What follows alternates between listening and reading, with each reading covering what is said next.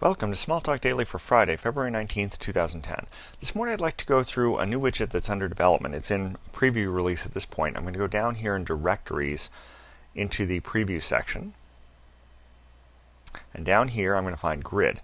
And what I'm going to do is load two things. Grid UI Painter, so I have the UI Painter support loaded. And then I'm also going to load Grid Samples, because the thing I want to show you is one of the examples, because it kind of does a basic walkthrough of some of the things the Grid widget can do. So let's load Samples.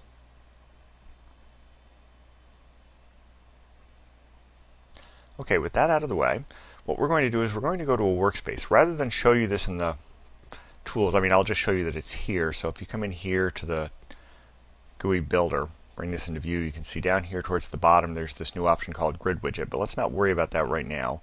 What we're going to do is we're going to open up a new grid, and we're going to send this API message to the UI, rows, to get the rows of the grid.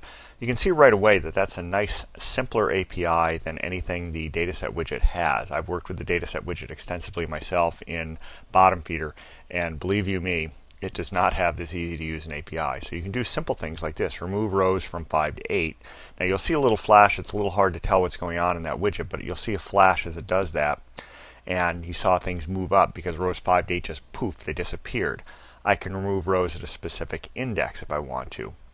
And I can add rows at a specific index. So here's the second row right here where I've got the cursor. Let's go ahead and add a row at 2. Do it. And you see that the cursor's not there anymore and there's a new row at 2. This was at 2, now we've got a new one there.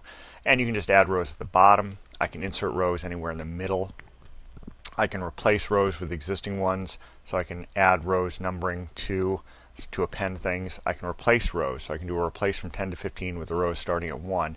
And it'll just go ahead and work kind of like a spreadsheet in that sense, just replacing stuff in the middle. So this is a much nicer API to use than what exists with the dataset widget. So it looks like it's a whole lot nicer to use. It's not completely production quality yet, but I encourage you to load this, take a look at it, and see if it suits your needs. And if it doesn't completely, since it's in preview, it's a great time to contact us on the BWNC or BW Dev list and tell us what more or less you need out of this widget.